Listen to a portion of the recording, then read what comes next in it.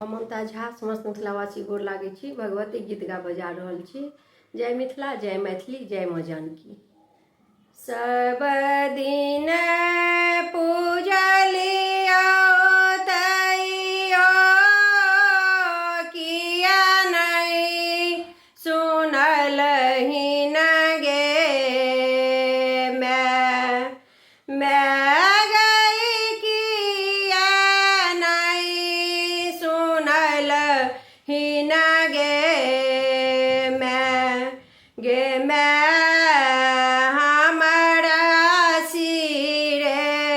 दुख तू कतेक देलहि न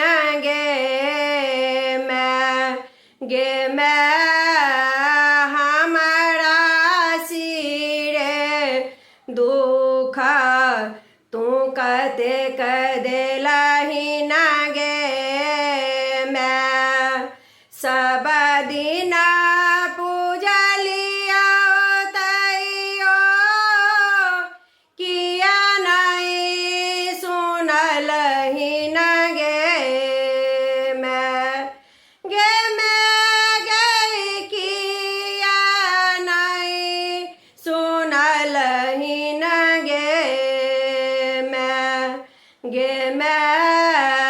हमरा सिरे दुख तू कतेक देलहि न गे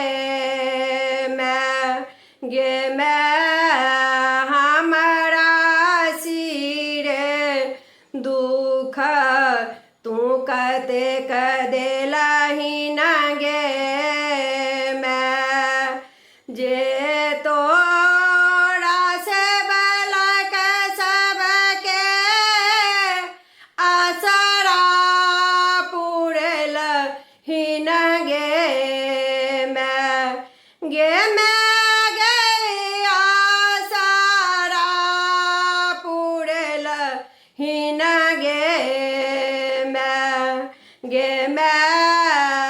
अपना बेटी दिशा ने तकलहि न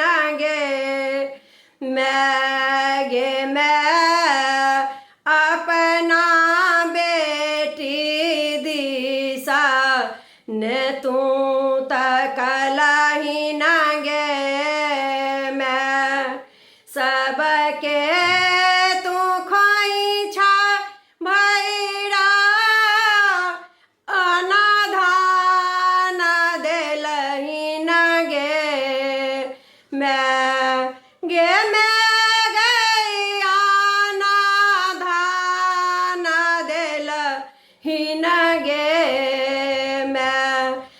मैं हमारा लल तो पाथर हृदय के लहि न गे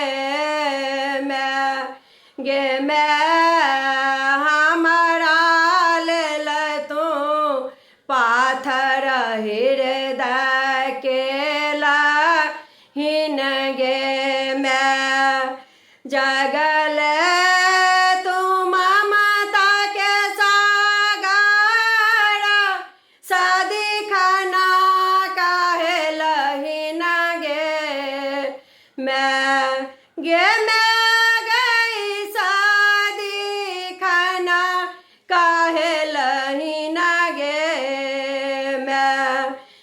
मैं बेटी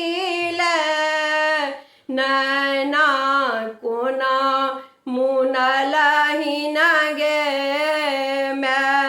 गे मैं बेटी तो नैना कोना मुनलहि न गे मैं सब दिन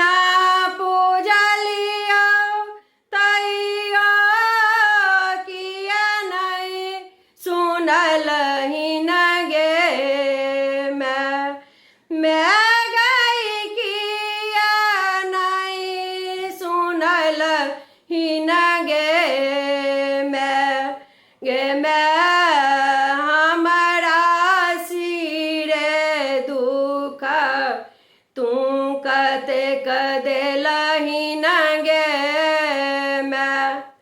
धन्यवाद।